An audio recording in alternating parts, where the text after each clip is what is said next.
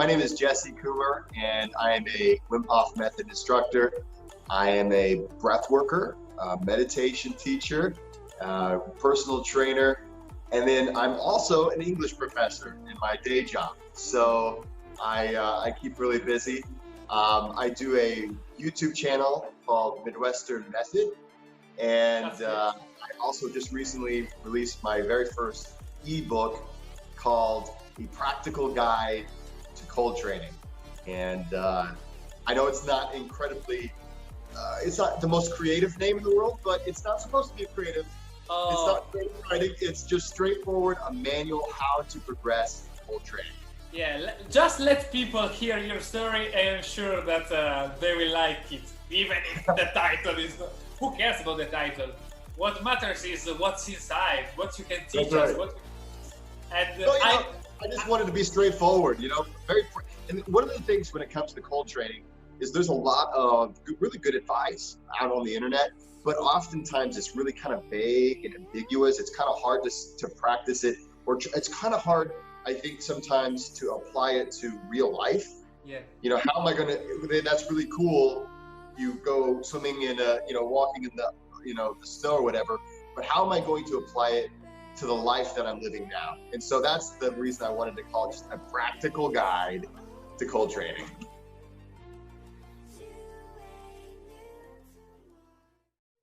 All right. Hello, Jesse. How is it Hello, going? James. How is it going? It's going absolutely awesome. Here in the United States, it's about to become fall. Oh. So it's starting the autumn season. So we just had a really, really hot September, and now it finally is cooling off. So I'm in a very good mood today. Here is still very hot, actually, here in Italy. And I don't know why, but we are in October, and today I think we touched you probably won't understand me, 28 degrees, because I speak in Celsius. So Celsius. Well, yeah, so that's the weird thing here in the United States. We're still really gung-ho about Fahrenheit and the imperial system. So I think in terms of feet and yards. Yeah, for me it's a little bit difficult, but feet I can understand because it's easy. I don't know why, because when I was growing up, I was always checking how tall I was, and I was comparing myself with actors So I used to check on IMDb the database of all of the actors, and I was comparing myself with them. So I know that 190, that is my height, is about 6'3". So wow, you're tall. That's awesome. I am. But yeah, I've been learning Celsius a lot more since I've been hanging out with people who are not from the United States. So so I would think that 28 would be a rather hot day. That's probably in the 90s if you're thinking Fahrenheit. But anyway, it's possible. It's possible. Yeah. I think that you're right. So, do you like the cold weather, or do you prefer the hot weather? So this is something that really changed for me. My whole life, I hated the cold weather. Of course, that was the time of year when you get sick, and that was the time of year whenever you had to stay inside. And you had to go to school, and you gotta go to school. All the bad things. Exactly. There's all these things, and so it was about 5 years ago that I started learning about cold training, and so I originally learned how to do cold training following the Wim Hof method. Okay. So I'll just kind of launch into kind of how I found that. My life story is one of most of my whole life just completely ran away from anything that was uncomfortable. I was a wimp, inside, and so it was one of the things where I typically, if it was uncomfortable, I ran away from it. And so this led me down, when it came to social anxiety, I had a lot of that. We could say that you were like almost everyone in the world. Well, that's true. I think most people don't like to be uncomfortable, right? And the thing is, there's good reason for that. I mean, it sucks. It doesn't feel good, right? Yeah. And so with me, I decided most of my life I ran away from it, and even to the point where while I love to be social, I would be antisocial to some degree, or I would do drugs, or I would do things that made me feel more comfortable, and so I really had a huge change near the end of my 20s when I realized, man, I've got to do something about my life. I got to do something about these issues. I can't just go on living this way. And so that's when I started I started looking into exercise, which, I mean, exercise, my whole life, it sucked, right? Yeah. Because, I mean, you get all sweaty and Yeah. you're not automatically fit whenever you're done. Yeah. Much better to play a video game, right? Yeah, it's great. Oh, I was a great video game player. Oh, me too. When I was a child, I was the best in video games. Yeah, yeah. Then, And I used to smoke weed all the time, which is yeah. like it's a performance enhancing drug for for video games. You know, it's Yeah. like I mean, you can just kind of zone forever. Yeah, with your friends, like, oh.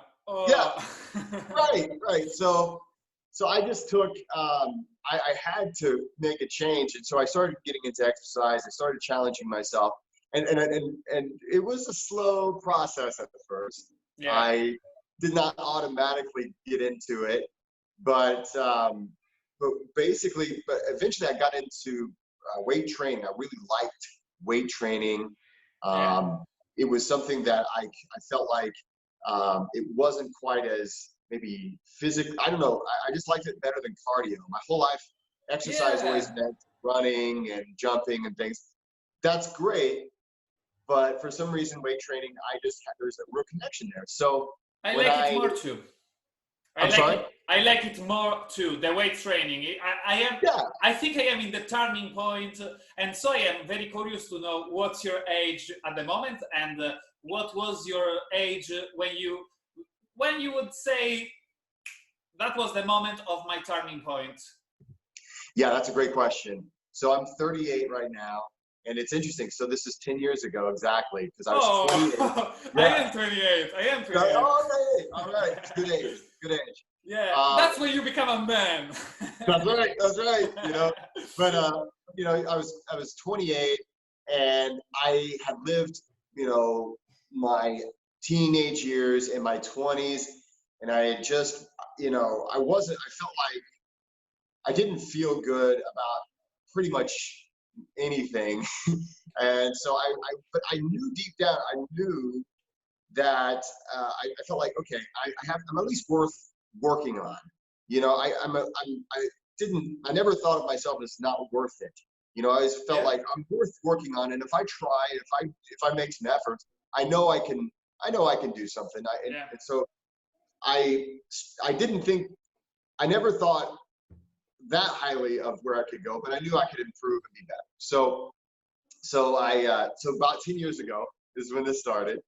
And so I started in with weight training, and but when it came to anxiety, I had a lot of that. And a friend of mine introduced me to meditation. And so, do you meditate? Oh, that's a weak point for me yet, because I am trying to learning that.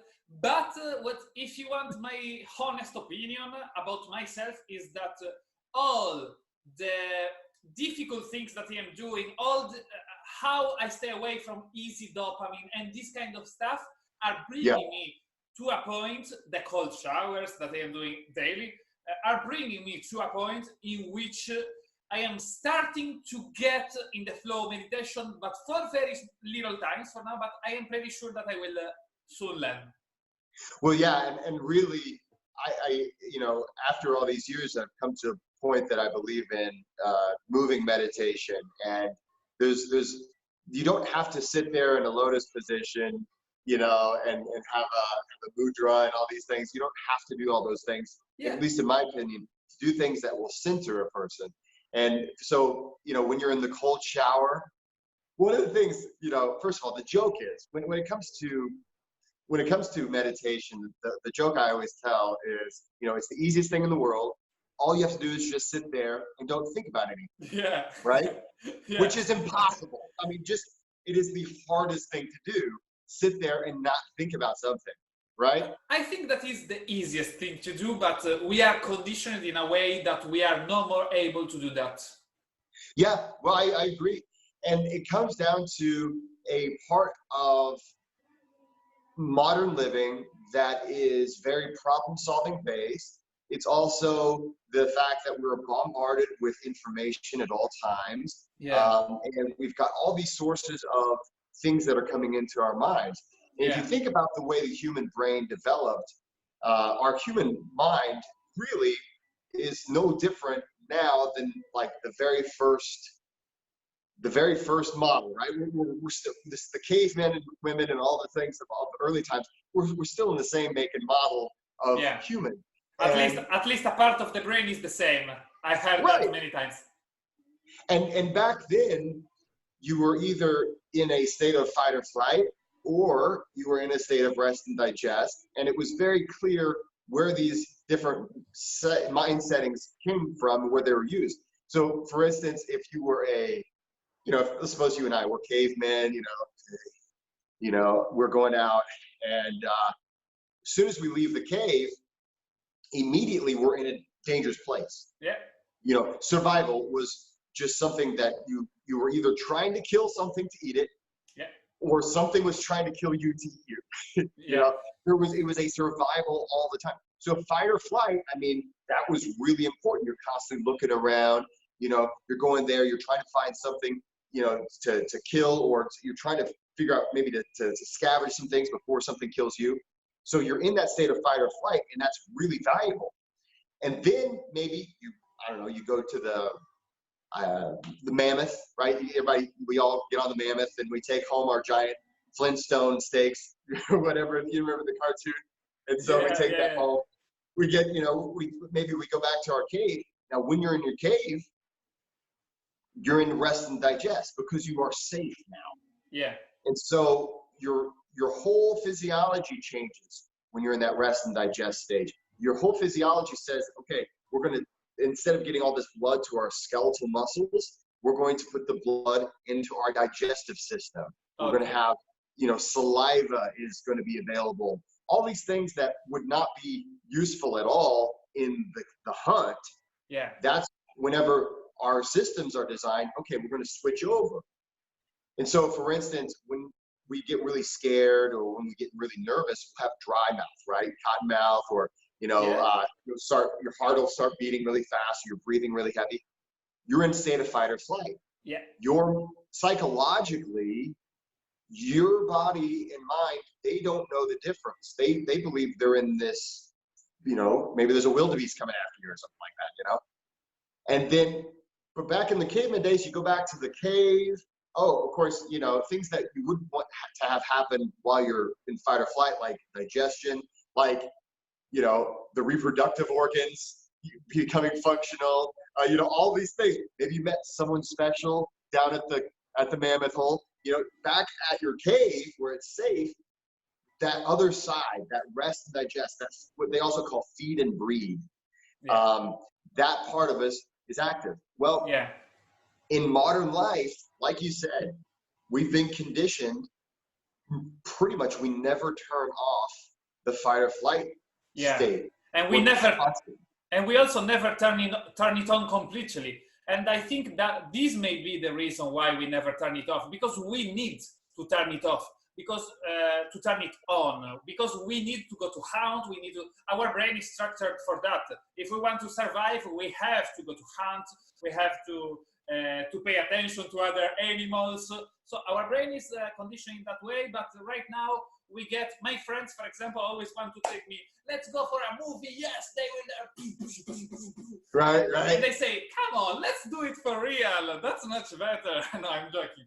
Not for real, but I say, let's go for some action. We don't go out to kill each other, but let's go for some action. Let's go to talk to girls, stranger girls. And they go, oh, no, I don't know. And always, so usually to try to wake them up, in my opinion at least, what I do, I say, okay, I came to see the movie with you, but you have to do something very that will make me laugh here in front of all of these people right now. So I put them in a very uncomfortable situation. When Right. if they want, at least I have to get that because but maybe that will never work. That, You maybe, know, I like what you're saying there. It's important, I think, to push yourself out of those comfort zones. yeah, And I think that, you know, it's not like we really want to experience, you know, killing and things like that, but there is this certain side of our psychology, I think, that is important to activate in a controlled way. And I think I know when I tell people this, at first it sounds kind of strange, but I think there is this inner capacity for violence in us yeah, that if we don't attend to it in a positive way, that's where things can get bad, right? exactly. There's a certain degree of mental health. We have to take care of ourselves. So whether it's putting yourself in a situation where you're kind of afraid, right? Going to talk to girls or going to, like, for instance, I think this is why, like, I train jujitsu. I'm not very good at it, but jujitsu is something you're better than me for sure. well, well, thank you. But I never trained for that, so that makes me, that's true. That's true. I would beat you then. yeah, You would be the 100%. one person. But you know, jujitsu, I've been doing it now for a little over about 2 years.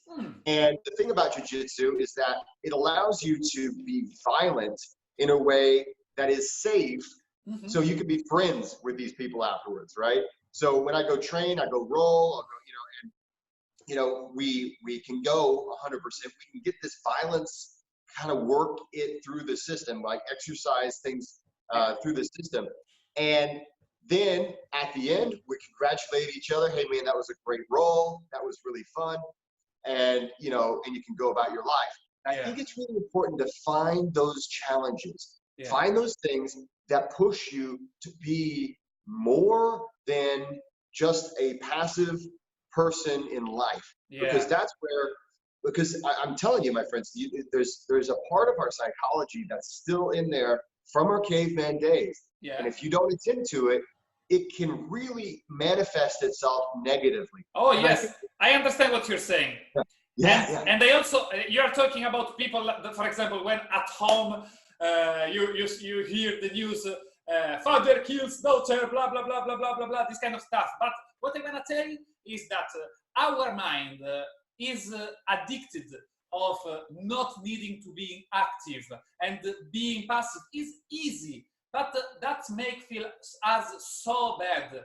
But it's addictive. So in the end, if you want to be an active person, you have to do small daily things that will challenge you. And honestly, what I want to say right now is that I don't have many friends anymore as I used to, because they act like handbrakes sometimes. So, and even with the family, I prefer to spend a lot of time by myself. I am here if you need my help, okay? But if that's not the case, I need to stay alone because I have my daily challenges, like cold showers, like being on a strict diet, because to be on a strict diet for a very long time, that's one of the best ways to teach you to be not addicted to dopamine, in my opinion. Sure. And that's the main point for me. To be not addicted to dopamine is the first step in order to become able to cultivate courage and all of this stuff. Because when you're addicted to dopamine and you are spoiled, you will never do that. Never. Well, sure, absolutely. And your comment about being addicted to dopamine, I think that's a really prevalent thing that we see in the world today, especially because of social media, of the modern convenience, which is a beautiful thing. I mean, it's what allows you and I. I'm in the middle of the United States right now, talking to you in Italy, right? And that's great. So I mean, it's a beautiful thing, but it also can lead to addiction to dopamine. And of course, now your dopamine addiction, you know, we constantly are, it's that chemical that there's a reward, but it's not a full reward. It's this thing that says, let's see what else we can do, right? And it keeps you It's not the full reward. It's this thing that it's like, okay, I'm continuously looking for that next hit. Exactly. I'm never completely And satisfied. what happens in the moment that you don't have that? You feel depressed. So Yeah. that's the people say depression, but depression maybe is only the absence of dopamine because we are too spoiled. So I definitely think that the vast majority of mental health is absolutely within everyone's control. yeah. Obviously, there are always going to be cases where a person seriously does need, some medications or psychological treatment. But one of the things that we oftentimes we overlook is our own responsibility to ourselves. So Yeah. we have to decide to take Yeah. control. Yeah. And so much of, at least in my culture, and I assume it's in all Western culture, is this dependency on other things to make you happy. Yeah. Other things, other things. Materialism. Yeah, I mean, you see it everywhere. And it makes a person believe I am not responsible for my own happiness or for my own health. Really, I'm not really. responsible for anything, and it's kind of owed to me. And if I don't get it, somebody wronged me. Yeah. And at the end of the day, it is 100% it's your concern. It's your own responsibility. There are some things that, hey, they happen, right? You get injured, you suffer trauma. Yeah. There's all kinds of things. But even then, Yeah. you are responsible for doing what you can to help yourself recover Yeah, from but that. not only that, you are also responsible for how you analyze the reality and how you perceive the reality. Analyzing the reality is the questions that you ask yourself. This is kind of Tony Robbins stuff, but he's great in what he teaches, in my opinion. And the things like cold showers, cold therapy, those things teach you to be strong in the moment. It's all about your strength. You have to build a kind of strength that allows you to don't see the reality like everyone else does, because it's easy to see the reality like everyone else does. You just go out, you see what they do, and you say, okay, that's right, I will do that. But if you are within yourself and you ask yourself, but maybe there is another way, maybe there is a better way, and slowly you start to be stronger. This is not only the strength of body, but also of the mind. And that's when you are able to manage your state of mind. And when you are able to manage your state of mind, then you will be able to do what you were saying, which is take action in order to put the things back in order when they are in massive disorder. Yeah, because but I'm glad you're bringing up cold showers, because obviously that's a big thing for me. And the cold. I just recently published an ebook, which is a training manual for training in the cold. Okay. And when it comes to the cold, the reason why I love it so much, and of course I trained under Wim Hof. I've worked with a lot of different things, but even those people who are not interested in training Wim Hof method specifically, and I didn't realize this until I'd gotten into this kind of space, this headspace. But the cold is this beautiful thing that it's uncomfortable. It really is an uncomfortable thing. And it's this training stimulus that you have to decide to engage with. Yeah. And it's a metaphor for all of life. Yeah. And because life is discomfort. Yeah. But at the same time, when you decide, I'm going to make this my friend, I'm going to make this into something I love, I'm going to decide to love discomfort. It's that metaphor, right? It's deciding to love life. I love discomfort. Yeah. I mean, I still maybe I didn't catch what you said, that you decide to love life, but actually, yes, you love yourself. You love discomfort because you can be more disciplined. And when you have that discipline, you can do things that will be great in your life. Right. And when it comes to cold exposure, because it's uncomfortable, right? Because, I mean, I've been training for years. I take an ice bath every night. I take a cold shower every morning. I mean, it's a thing I love. But the thing is, even to this day, it's not like getting into, I don't know, a soft bed or something like that. There is a training stimulus there, right? Yeah. Just like when you go to the gym, there's discomfort you're working against. It's something you crave eventually, but at first it's unbearable, but you learn to crave it. And what happens is there's all kinds of, actual biological things going on. But what I've noticed psychologically is that you begin to observe yourself as a person who can make difficult decisions. Yes, that's sure. But also, I mean, I don't want to interrupt you, so keep in mind what you're saying. But I want to say that in the end, you start to produce dopamines from the hard things. And you get out from the cold shower, you say like, wow, I feel like a real man right now. Not everybody can do that. And this is a reward. So if you want, you can change the attitude that you have towards life, and you start to prefer the things that no one wants to do. You start to like those things, and when you start to like those things, then you start to run. Before, maybe you have to go slow, but then you start to run, and then success, let's call it success, because for me it's the right word. Then success will come fast, in my opinion. Once you achieve that kind of once you are rich here, you will be rich. Well, that's true. That's true. And just like I was talking about before, for me, it was that same way. I started exercising.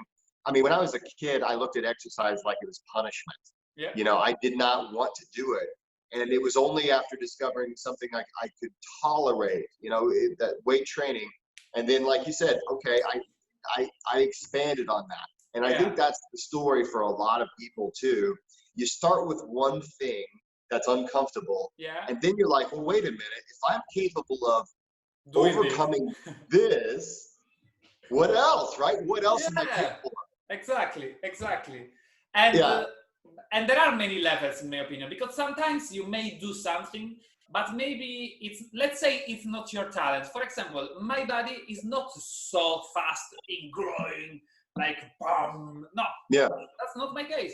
But once you start to do things that are uncomfortable, you develop another attitude that allows you to see the long term and to say, okay, 4 months, I almost gained nothing in 4 months. I just have a better shape, but I gained almost nothing when it comes to muscles. But I am much stronger. So you become able to see the things that are positive. You are able to analyze the things in a 360 degrees you are able to see more things, let's say, and you are also able to look for the long term. And you say, okay, 4 months were nothing. Let's see a year. Let's see 2 years. And then you start to say, let's see 10 years. And when you get to a point like that, in 10 years, what can you do? What can you do in 10 years? So many things. But James, and really, what I love about what you're saying is that I mean, obviously, it's very true, and I think that when we engage the body's going to go at its own pace. That's. I mean, you can work it out. You can take supplements. You can, there's things you can make. You can kind of make it go faster, but it's going to go at its own pace. Yeah. And the thing is, especially going back to what you're talking about with being addicted to dopamine. Yeah. Right? Because the reason why we're addicted to dopamine today is because we have all this immediate gratification. Exactly. Right? Oh, if I click here, I mean, we have so many things. Notifications, right? Likes on Facebook, on Instagram. It's everywhere. But when you engage with your own body, your body says, listen, I can only go so fast. I'm not going to give you immediate gratification. Yeah. In fact, after your first workout, you're not going to feel any stronger. You're just going to feel sore, right? Yeah. And then you're like, okay, this is reality. This is what life really is. Yeah. If you want something in life, it's not going to be overnight. Exactly. I grew up, well, hey, we grew up because we're both the same age. We grew up with the Italian stallion, right? Rocky. Yeah. Right? In the United States, we love Rocky. I love a big Rocky. I love it too, but I was not able to understand the Rocky deeply when I was a child. Well, I like the music. They're not that deep. They're not really that deep. But the point is, I guess it's a small side note, but Rocky movies are known for having these montages where you see him training, and in a matter of about 5 minutes on screen, he goes from being like out of shape and not really ready for the fight, and then suddenly he's ready for the fight. Yeah. You know, and they do a montage because they can't, in a movie, they can't show you like a year's worth of training. And so we get it in our heads from an early age that life is like the hard parts are short, and then then we should be able to have our instant gratification, right? Yeah. And so when you train your body and mind, you start to realize, okay, if I want something, I have to, first of all, I have to give 100% every time. I can't just phone it in, right? I have to show up every day. I can't just, you know, train one day and like, okay, great, I'm done. You know, you're never done, you know? And so when we train with the cold, especially like the cold showers, and you do this over time, that's at first I hated the cold. I just couldn't, I was like, I mean, I always talk about how whenever I first took my cold shower, I turned it on to cold, and then it hit me, and I was like those cartoons where the skeleton leaves the body. You know, I was just like, I just hated it, right? And I expected to be able to instantly be able to do it, and it's not like that. You have to be patient. You have to constantly push yourself. You have to get and that's the only way you're going to get comfortable outside of your comfort zone. It's the only way you're going to break that dopamine addiction. Is you have to teach yourself. It's something we can't do intellectually.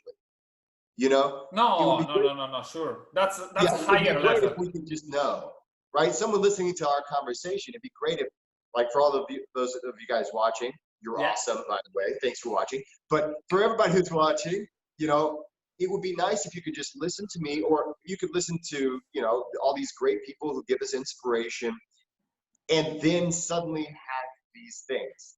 But you can't. You actually have to teach yourself in a non-intellectual way, in a real physical, experiential way. And that's what you're doing every day when you get in the cold shower. Every single day, you're training yourself. You're saying, I'm teaching myself something that I could not tell myself. Yeah, but if they are here and they are looking at you right now, in my opinion, there is no escape. You will do that, guys. Sooner or later, you will do that. I mean, that's right. Because once you start to because we are presenting the things in a positive way. We are showing how to analyze the things, because that's all you have to do to change the way you are. I already said this, but I will say this again.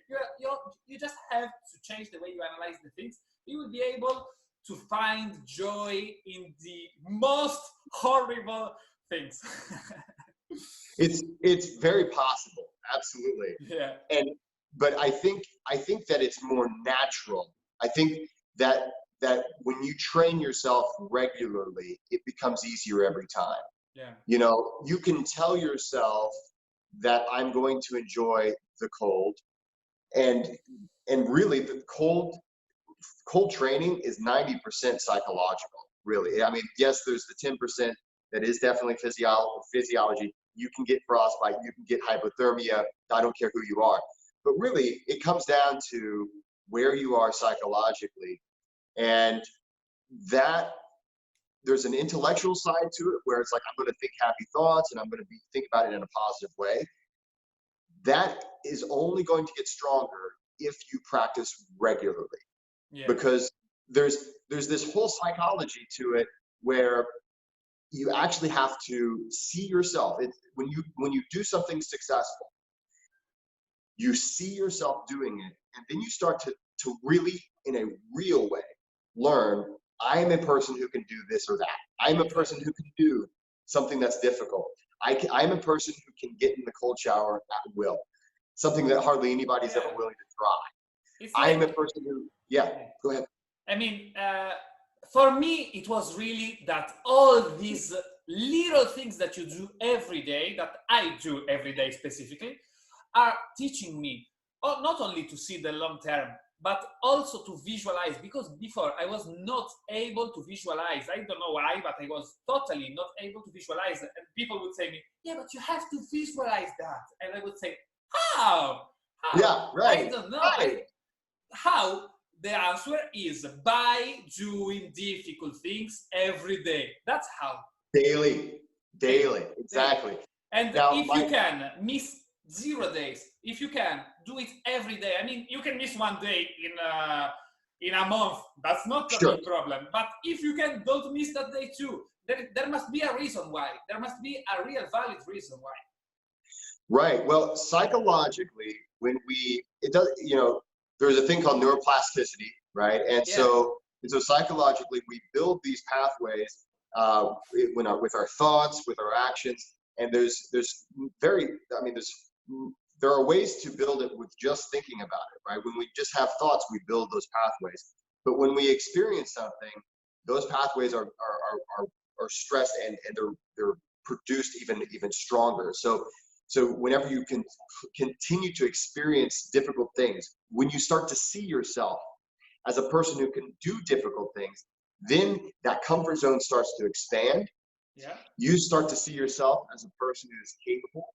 Mm-hmm. And then the world starts to look like it's not quite so scary. Exactly. You know?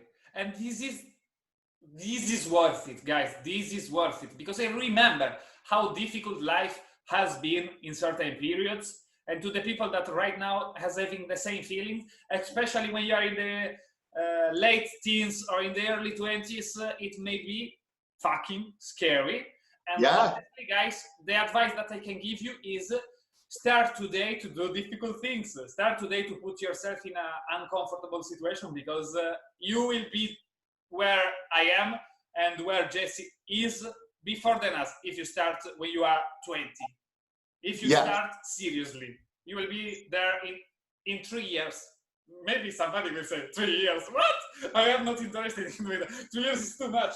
But guys, really, 3 years will pass anyway. So you can, even if you don't do that, and you will have to start when you are 23. Why start now? Start now. That's right. Now, we're also, another thing to remember, and this is one of those things where, like, for instance, if you're wanting to get into any kind of training yourself to overcome difficult situations, you have to understand that just like it would be a bad idea to go to the gym and lift, try to deadlift 500 pounds on your first day, right? Just like it would be a bad idea to try to take an ice bath on your first cold exposure ever. You're skipping all these other things. All those. The ice bath is more than the cold shower. It's where you put the real ice. Okay. I really would like to do that. I really would love to do that. Someday. For now. Yes. You should. When it comes to doing this, just like in every other thing, there's a right and a wrong way to train it. So, for instance, in cold training, now the ebook, and I'm sending you my links and all those things. Surely. Display those below. It will be down in the description. Excellent. But my ebook, it kind of details how to go from your very first cold shower to taking an ice bath, walking in the snow barefoot, meditation in sub-zero temperatures, even sub-zero Celsius temperatures. And so there's a right and a wrong way to do it, and it's training, right? So for instance, regardless if it's cold or whatever it is, you have to understand that there's an appropriate level of training. So the way we work as human beings, stressors are good things. So if you have a stressor, it's a good thing as long as it's stressful enough to cause your body to induce what we call hormesis, or psychologically it's stressful enough that you have to psychologically repair from that, or in some way. But if it's too stressful, then it can cause harm, right? So we have to find that positive place in the middle, what's an appropriate level of challenge. And that's going to be different for everybody. For you, James, you've been doing cold showers, so you've worked your way to, I bet you're ready for an ice bath. Oh, I am sure that I am ready for that. Yeah, I guarantee you. If I was there right now, I would give you an ice bath, and you would kill it. I'm sure you would. I am sure about that. So I have two questions for you. Yeah. First of all, what's the craziest thing you did? Because I mean, you met Wim Hof, so when Yeah. you meet Wim Hof, I am sure that you made something very crazy. Some, I don't know if with him, without, but just tell us what's the craziest thing that you said. And also another question, I will just say that, and then if I will ask again later. Why so many people think that the cold is so dangerous? Just not so cold, but here in Sardinia, where I live, people is so afraid of cold. Oh, I will get ill. Why? Why? But first, answer the first question. What's the Okay, craziest first thing question. that you do? All right. So when you train with Wim Hof, yes, you do crazy things, and so one of the things actually we did whenever we were we were in Denver, Colorado, or the Rocky Mountains, some of the highest mountains in the United States, and each day we were subject to different challenges. And one day we went out. It was freezing cold, and we walked about 45 minutes to a lake, a frozen over lake, and we were told, okay, now go ahead and just get in.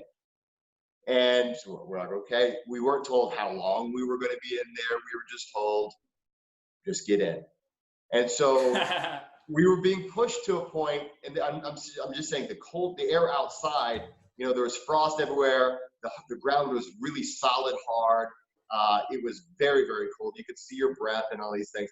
And so we got into this water, and we were told, okay, this is where you're going to stay.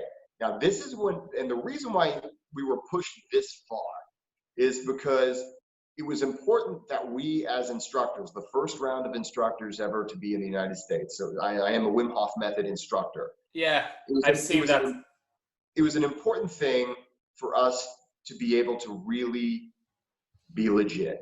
Yeah. We had to really prove that we knew how to master our minds, that we could master the cold, that we could take charge of that. Like I said, the cold, just like almost everything, but the cold is about 90% psychological. Yes, there's about 10% that's physiological as far as being able to weather the cold and not lose your mind. But 90% is okay. Can you stay focused? Can you endure this? So we weren't really told how long. I am envisioning what you're saying, and honestly, this is lovely. I would love to do that. I would love to do that with a group of people. Yeah. So we were out there, and about this time, I was like, Jesse, what the hell did you get yourself into, right? But I knew that if I was going to endure this challenge and come away without after drop or hypothermia or anything like that, I was like, okay, I'm going to have to really focus, and I'm going to have to prove that I know what I'm doing, because I had trained for this. I had trained under Wim in May of that year, and this was in late November of 2016, and super cold. Anyway, we got in there, and he kept us in there, and I think the worst part about it was that we didn't know how long we were going to be in there. Because in your mind, if he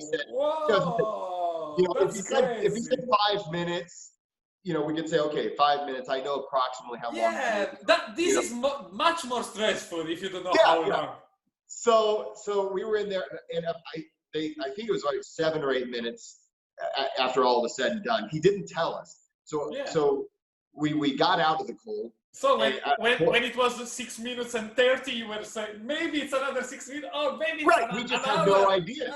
We had no idea. So we had to stay 100% focused, and we had to be prepared to go all day. It was something that, so this entire time, you can't be thinking about how you're afraid. You have to be thinking about, okay, I'm following my breath. I'm focused on my cold. I'm getting centered. I'm not letting anything get in my way. And I'm not thinking about if I'm afraid. I can't think about how long is it going to be. I have to do what I know how to do. And I remember kind of at the time wondering, what did I get myself into? So anyway, we were doing this, and I think it was after about maybe 7 or 8 minutes, we were told we can get out, but then we weren't done. Then we had, on this frosty beach, soaking wet, We weren't allowed to dry off or anything. So, we had, the wind chill just makes it to where your skin is ice, you know. And so we were doing we did the Wim Hof method, the signature ooh-ahs, the horse dance. We started doing what's called the inner fire breathing technique. And that's what that is essentially it's this really cool thing. I teach my students how to do it when they come to an advanced workshop. And it's essentially through breathing and a certain amount of focus, and then through flexing certain muscles in your body in a certain order, you can create heat. And this is, I never would have thought it possible. I'm not a big believer in woo-woo stuff, right? There's a lot of things I think that go around as like, people like, whoa, you can, do this no-touch knockout, all these things. And I don't buy into a lot of that stuff, but this is real. I have, and just as a side note, I've taken my temperature after doing it like in my house or whatever. I've gotten my own body temperature up to like 104 doing this before. It's Fahrenheit. Fahrenheit. No worries. I'll check it later. Everyone, guys, there is Google. Go and check what. Yeah. Somebody Google 104. That's a very serious temperature in Fahrenheit. Well, anyway, so we were out and we were able to keep our bodies somewhat warm. But let me tell you, it was a real challenge. And we had to maintain focus. And the whole point of it was that if you hadn't trained like the Iceman told us to, you would get hypothermia. We would have gotten severe afterglow, hypothermia. Not necessarily, it wasn't like he was trying to hurt us or anything like that, but he was giving us the opportunity to prove to ourselves, really, that we were capable of more than what most people are ever capable of doing. And we're all capable of doing it. I shouldn't say it that way, but we're capable of more than we give ourselves credit for. Yeah, many people wouldn't stay even 1 minute with so many clothes on them in that kind of temperature. So you are doing something that is totally crazy for the standards. And this is lovely because you prove to yourself what you are capable of doing, and then you can apply that in so many other areas of your life, and that's great. I went home after that week of training with Wim in the mountains. I went home fully aware of how capable I am, and fully aware of how capable I know everyone else is too. The other people that were training with us, it's not like we were all a bunch of elite athletes. There were all kinds of people from all walks of life, different age groups, men and women, and we were proving to ourselves and to each other that humans are capable of more than we know. Yeah. And it was just amazing. And so training with Wim Hof really opened up that window for, okay, what else is out there? What am I capable of? And I think that's why Wim Hof method is really, for me, it's this foundational thing. It's what opened me up to other forms of exposure. So now I don't just train in the cold, I also train with heat. So for instance, I'll do like a steam bath or a sauna, and I'll go back and forth between hot and cold to get that extreme hot, extreme cold. I do that. I also train other forms of breathing techniques. The Wim Hof method breathing technique is something I do every single day. I start every single day with Wim Hof method breathing. However, all day I'm doing breath work. And so this is something that I wasn't really fully aware of before I started looking into, for instance, meditation is what brought me there. So I started with meditation, and then I started to find pranayama. But right about the time I found pranayama, that's good. That's good. Yeah. About that time, I found Wim Hof, and that's what really got me interested. And then after practicing Wim Hof method, I started experimenting with other forms of breathing, other forms of breath work, pranayama, Butsuko, and then really, once you understand the basics of it and you start understanding how to fine-tune breathing, you can start really coming up with ways to use breathing as a tool. And that's where breath work, I believe breath work is the next frontier. It's this new thing. People overlook breathing because we do it all the time, Yeah. but it's something that we can use as a tool to guide us and to get us ready for whatever situation we want to be in. Honestly, I am getting a little bit fixated with the breathing because I think that it's too very, very, very important. And I think that many illness in the world today are because we are not able to breathe. And what I am realizing is that especially that not we are not able to breathe, we are not able to breathe properly. And I think that especially what we are not caring about is the endocrine system that produces hormones. And yeah, I've also listened to Wim Hof, and he was saying that his method will make you produce the proper hormones. So I would like to ask you actually, how do you see a relation between maybe, I don't know if I can say that to you, but I will tell it, endocrine system, hormones, or maybe chakras. So what would you say about that? I don't know, to be honest. I really couldn't answer that question. Okay. I personally, I don't get into the chakras. I don't have anything against it, and a lot of my friends are very, very much into it.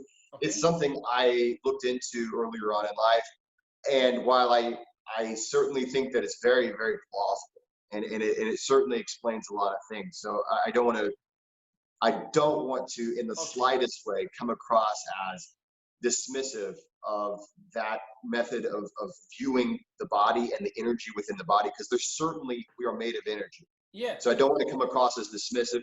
I'm just not interested. I've never been that interested in that particular methodology. However, not too deep, at least not too deep to explain that. Correct. I wouldn't really feel comfortable, but I will say this: when it comes to breathing and hormones and basically every other thing that happens in the body, breathing is one of the things. It's pretty much the only thing that we can control that's part of our autonomic nervous system. So when it comes to the way that our body is tuned to work, earlier on in our discussion, we talked about the fight or flight or the rest and digest. And when you're in fight or flight, your physiology is set up for one mode of operating in the world. When you're in rest and digest, it's set up for a totally different way. Same body, but two different ways that the mind is governing those systems. Okay. And so, for instance, if you think about this, so some of the most major elements of our body are governed by the state of mind that we're in. So, for instance, digestion, reproduction, heart rate, and insulin, so blood glucose, those are all directly affected by the state that you're in. Yeah. But think about that. Think about all of those energetic systems, right? Think about the hormones involved in those systems. So simply by breathing, by modulating our breathing patterns, it's the only way we can tap in.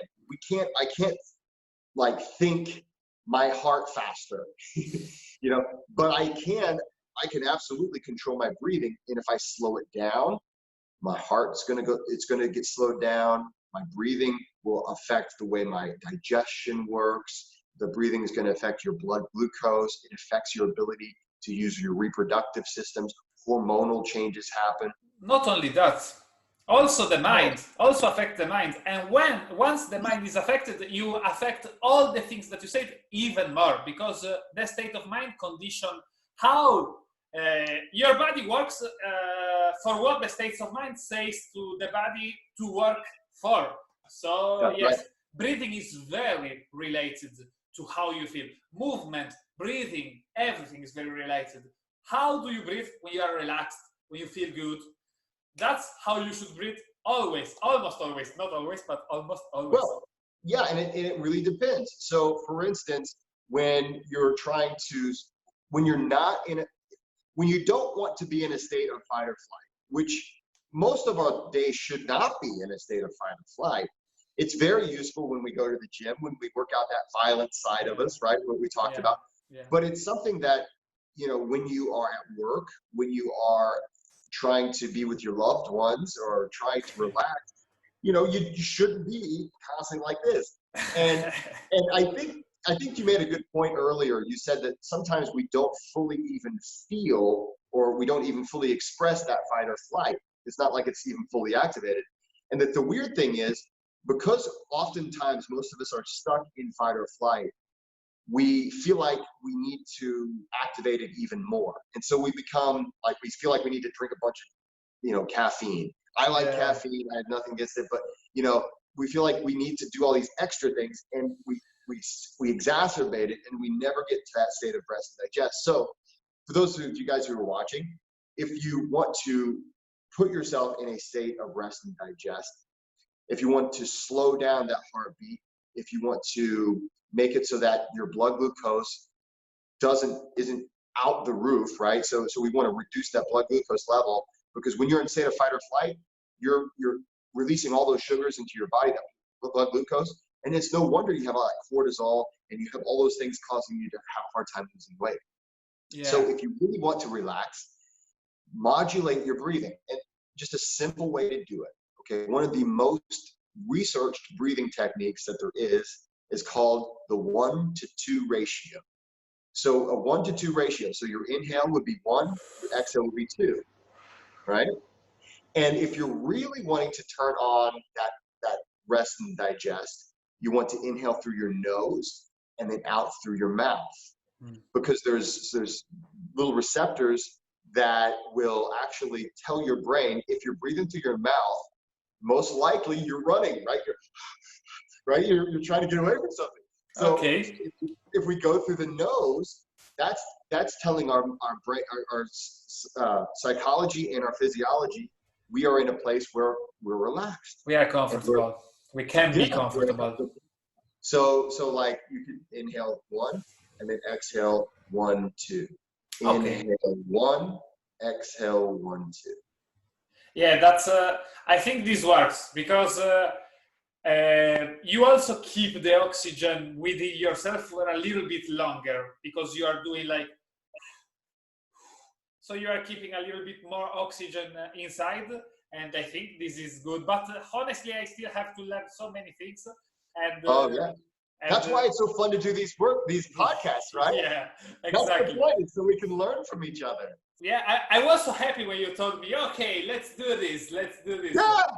I said, I okay, had a lot of fun talking to you. This guy is great.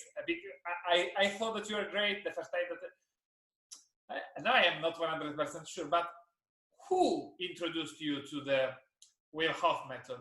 Oh man, so this is a crazy story. So it's one of those things where it's hard to believe it got to the point where I am now. So back, I think it was like 2013, 2014, somewhere around there. I forget exactly the year. But I remember I was getting into meditation, and I was into just kind of into yoga, and to kind of looking into pranayama. And I think I was just scrolling on social media or on the internet or some, and there was an article that was titled "Learn to Influence Your Immune System Consciously." Wow. And I was like, okay, that's bullshit.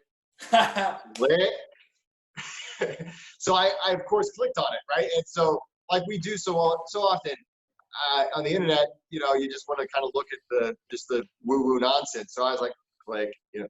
So I read it, and I was really intrigued. There was a video interview with Wim Hof, and this was back before. This is back before Wim Hof was on Joe Rogan, or this is actually back whenever Joe Rogan just started his podcast in general. You know, this is back before podcasts really were a thing at all. So it was quite some time ago, and Wim Hof was not on anybody's radar.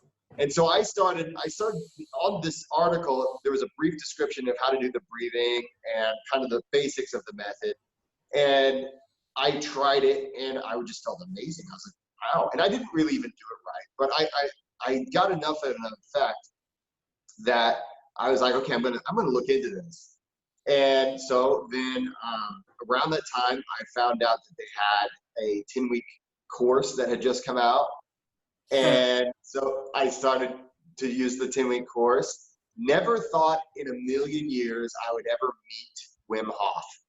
Yeah, Never thought that's in a million crazy. years I would ever be, an instructor. And then, last weekend, I was emceeing Wim Hof's event in San Jose, California, and, sharing the stage with the Iceman. And,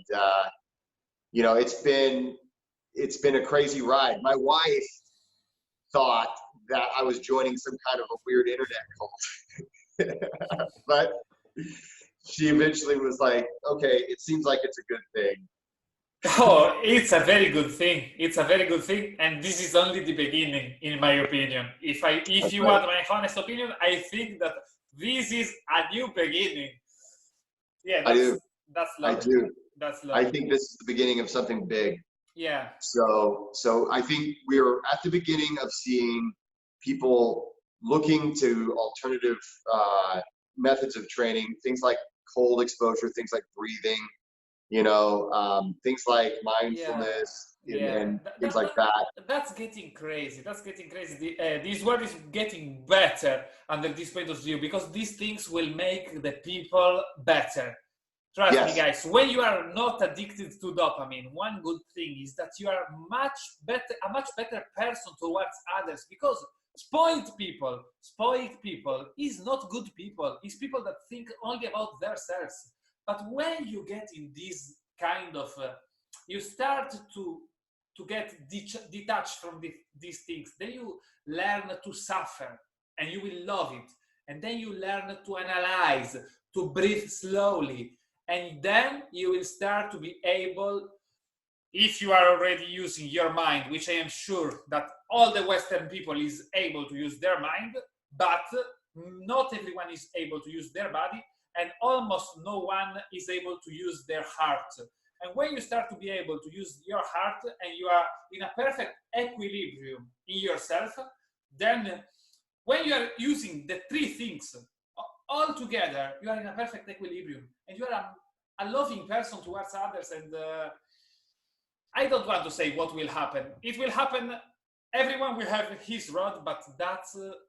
I love the fact that I am starting to love people much more than how I used to do that. And it all comes from every little decision. Success, ability to love, a bit, even you will even become clever. Yeah, you are able to use your brain right now, but you will become even clever because your brain is slowed down from if you are not able to use your body and your heart properly, your brain will be slowed down. So you have to train everything. So guys, remember that you have three parts and you have to use all of them, please. That's right. That's right. Thank you so much for having me on, James. Thank you very much. It's been great, and so talk to you soon. Actually, can you say one last thing, please? Sure. Okay, if you have the time, eh? I have just a little bit more. Yeah. So let's do it. Yeah. Okay. Why everyone think that the cold is so dangerous? Last thing. Oh, that's right. I didn't answer that question. Yeah, That's right. Okay. yeah. So let's talk about that. So let's talk about this. So first of all, the cold is a very primal fear. It really is dangerous. It is a lethal force, and it will kill you if you're in it long enough. So Okay. I think there is a very primal fear. It's just like fire, and there's a certain degree of we're programmed through survival of all these generations that came before us to be wary of the cold. The other thing is the cold. The cold is only beneficial to you if you practice daily cold exposure, regular cold exposure. And so it's something that it's just like if you go to the gym and you lift and you have a great workout and then you never go back, you've actually not really helped yourself at all. You're no better off than when you started. You've had one workout and it's not really enough to provide you with any real health benefits. It's one of the reasons why people who never exercise, they'll go to the gym and then they'll catch a cold. And it's this weird thing where you've stressed yourself and you don't really benefit from just 1 or 2 exposures. Okay. So like, for instance, in my ebook, that's one of the things in the beginning of my ebook, I go over some of the rationale for practicing in the cold regularly. And what happens is, if you look at all the science, it is regular cold exposure that gives you all these benefits. Okay. It's not just once or twice. So if you only go out once or twice in the cold and you catch a cold, well, that's normal. So it can make you ill. That's true, because that was the main point of my question. It can make people that is not used ill. That's true. It's a stressor on your whole system. So if you're not used to it and you get a big dose of it, then it can stress your system to the point where you might get, a cold, or you might have, hypothermia or something like that. But if you train smart, you won't have that problem. Great. You actually get stronger as a result. Yeah, for sure. Thank you very much. You have been so helpful. You have given all of us so many incredible information, and I hope that everyone will make the best use of it. Thank you, James. Thank you so much, James. Again, I just want to give one last, punch this in. If you want to hear more from me about this issue, I do have an ebook that is, you can take a look at the links below. Midwestern Method is my YouTube channel, and check me out at midwesternmethod.com. Great. Thank you again, Jess. See you soon. Thank you, James. Talk to you soon. Bye-bye. Thanks. Bye-bye.